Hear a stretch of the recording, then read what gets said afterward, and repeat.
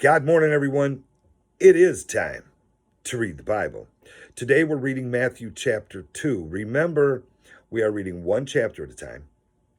We are going in with no preconceived notions, not what we've been taught. We're going to see what the Bible actually does say, what it doesn't say, what we've been taught it says that it doesn't, or what we've not been taught that it says that it does. And we're going to find out what we've been led to believe that it says. We need to read the Bible so that we will know, so that we can teach them, so they will know. Matthew chapter 2. After Jesus was born in Bethlehem in Judea, notice it said after he was born, during the time of King Herod, the Magi, King James, they say wise men. All right, Magi is a more accurate word. Magi means astrologer, sometimes magician, sometimes sorcerer, but they're astrologers. They watch the stars. During the time of King Herod, Magi from the east came to Jerusalem and asked, "Where is the one who has been born, King of the Jews?" Jesus has already been born, and these guys came from the east. So he's already aged. We know that. There's an Old Testament prophecy that talks about when the star rises, the Messiah will come. So they knew, boom, when the star came, when the astrological alignment happened, the Messiah was born. We saw his star when it rose and have come to worship him. When King Herod heard this, he was disturbed, and all Jerusalem with him. Isn't that amazing? The Magi are coming to see the Messiah, the Savior of Jerusalem, and no one in Jerusalem knows anything about it. It's amazing. When he had called together all the people's chief priests and the teachers of the law, he asked them where the Messiah was to be born. "In Bethlehem, in Judea," they replied, "for this is what the prophet has written." When you hear what the prophet has written, anytime you hear that, what the prophet said, that they're going to give you an Old Testament prophecy. So this was written hundreds, thousands of years ago. They're all different, but it's back in the past. It's a prophecy. "But you, Bethlehem, in the land of Judah, are by no means least among the rulers of Judah. For out of you will come a ruler who will shepherd my people Israel." Then Herod called the Magi secretly and found out from the exact time the star had appeared. He sent them to Bethlehem and said, "Go and search carefully for the child. As soon as you find him, report to me, so that I too may go and worship him." After they had heard the king, they went on their way. And the star they had seen when it rose went ahead of them until it stopped over the place where the child was. When they saw the star, they were overjoyed. On coming to the house, they saw the child with his mother.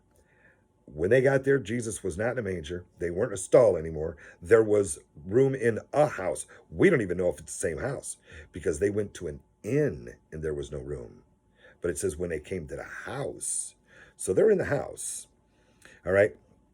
And you're also going to notice Jesus is more important than anybody in the world.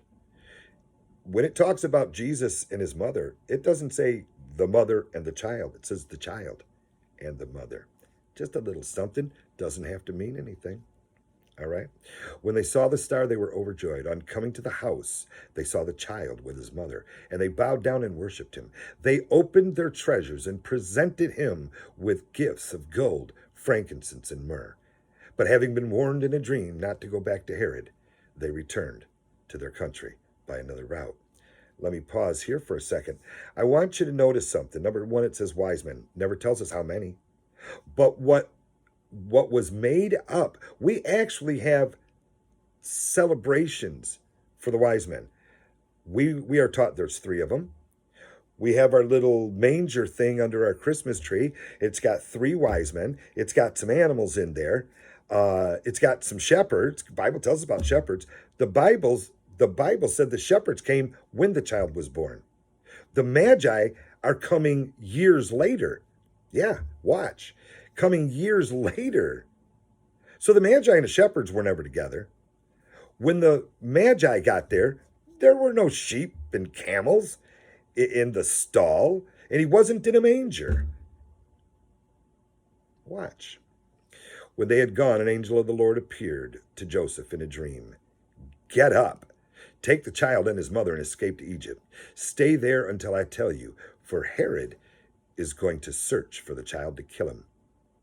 So he got up, took the child and his mother during the night, and left for Egypt, where he stayed until the death of Herod. And so was fulfilled what the Lord had said through the prophet, Old Testament prophecy, out of Egypt I called my son. When Herod realized that he had been outwitted by the Magi, how many are there? We never know. He was furious, and he gave orders to kill all the boys in Bethlehem. Watch this.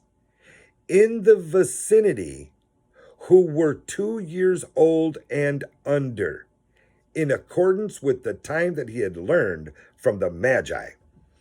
Jesus was at least 2 years old.